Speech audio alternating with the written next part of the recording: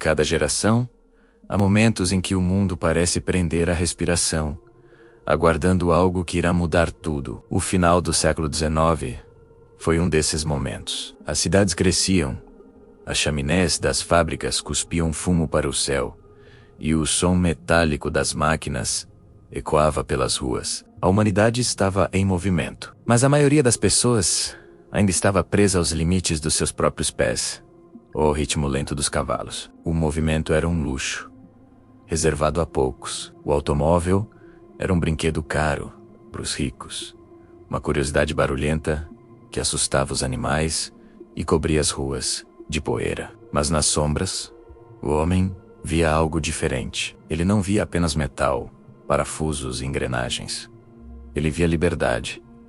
Ele via o futuro e estava determinado a construí-lo, peça por peça. Numa fazenda em Michigan, nos Estados Unidos, crescia um jovem, com as mãos sempre sujas de graxa. Desde pequeno, ele não se interessava tanto pela terra, mas sim por tudo o que se movia sobre ela. A sua curiosidade não estava nas colheitas, mas nos mecanismos dos relógios, nas engrenagens das máquinas agrícolas. Ele desmontava e montava tudo o que encontrava, obcecado por entender como as coisas funcionavam. A repetição era sua escola. O tic-tac de um relógio ensinou-lhe sobre precisão. O motor a vapor de uma debulhadora mostrou-lhe o poder da combustão. Ele era um jovem mecânico americano, e a sua mente trabalhava como uma máquina, sempre a procurar uma forma mais simples, mais eficiente de fazer as coisas. Enquanto outros viam ferramentas, ele via sistemas. Enquanto outros viam problemas,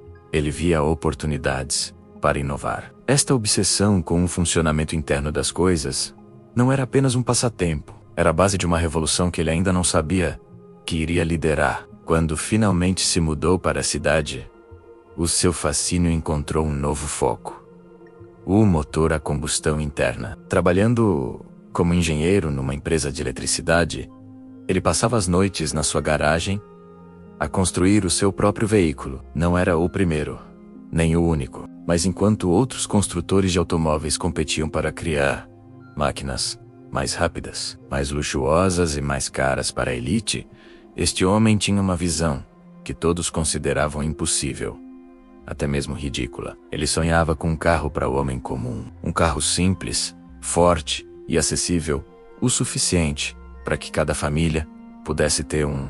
Queria libertar as pessoas do isolamento das zonas rurais, conectar o país e dar a todos a liberdade de ir onde quisessem, quando quisessem.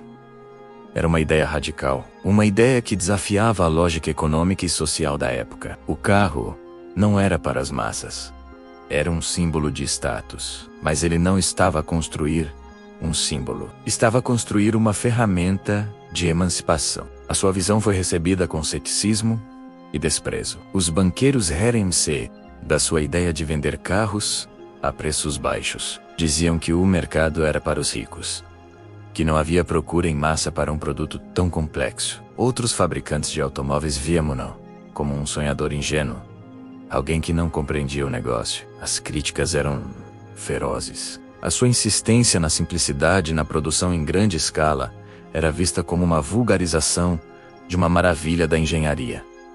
Diziam que o seu carro seria feio, fraco e indesejável. Mas o visionário da produção em massa não se deixou abalar. Ele sabia que a resistência não vinha da lógica, mas do medo da mudança. A elite temia perder o seu símbolo de exclusividade. O mercado temia o desconhecido. Ele enfrentou falências, disputas com sócios e a descrença de quase todos. Mas a sua convicção era como o aço que ele moldava, inflexível. Ele sabia que, para colocar o mundo sobre rodas, não precisava de construir o melhor carro, mas sim a melhor forma de construir carros. E foi aí que a sua verdadeira genialidade se revelou. Inspirado pelos processos eficientes dos matadouros de Chicago, onde cada trabalhador executava uma única tarefa repetidamente, ele teve uma epifania. E se, em vez de os trabalhadores se moverem à volta do carro, o carro se movesse até os trabalhadores? Nasceu assim a linha de montagem móvel. Foi uma revolução dentro da Revolução Industrial. O chassi do carro movia-se lentamente por uma esteira,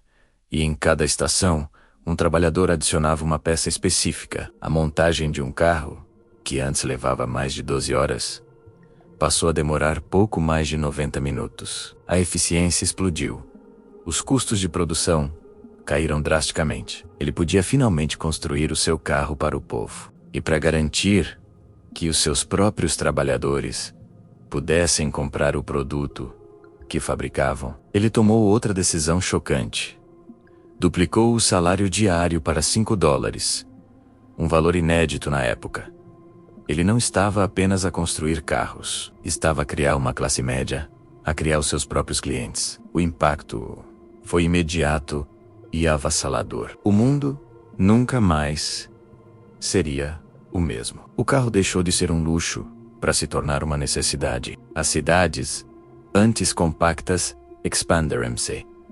Para os subúrbios, novas estradas foram construídas, cortando o país e conectando comunidades como nunca antes. A indústria do petróleo, do aço e da borracha explodiu. Postos de gasolina, oficinas e motéis surgiram ao longo das novas autoestradas. O trabalho mudou para sempre. A produção em massa tornou-se o padrão para quase todas as indústrias, definindo a economia do século XX. A vida social foi transformada. As famílias podiam viajar, visitar parentes distantes, explorar o seu próprio país. O carro deu às pessoas uma nova sensação de autonomia e liberdade pessoal. O homem que sonhou com um carro para as massas não só realizou o seu sonho, como redesenhou a própria estrutura da sociedade moderna.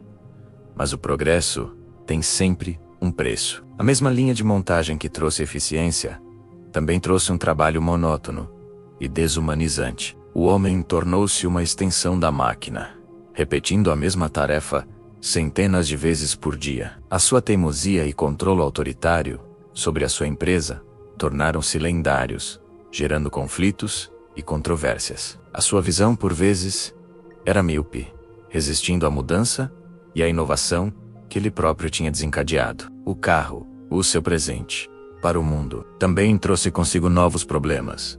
O trânsito, a poluição e uma dependência de combustíveis fósseis, que só seria compreendida décadas mais tarde. O mecânico que colocou o mundo sobre rodas era um homem complexo, cheio de contradições, um gênio da produção, mas também um autocrata, um libertador das massas, mas também o criador de um sistema de trabalho que muitos consideravam opressivo. O seu legado é tão vasto e complicado como o mundo que ele ajudou a criar. Ele provou que uma ideia, mesmo que pareça simples ou impossível, pode ter a força de um motor e mover o mundo inteiro.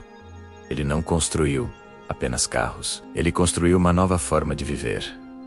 O mundo conhece-o como Henry Ford. Obrigado por assistirem. Se gostaram desta viagem pela história, não se esqueçam de deixar o vosso like, subscrever o canal Império dos Grandes e ativar o sino para não perderem o nosso próximo episódio. Até lá!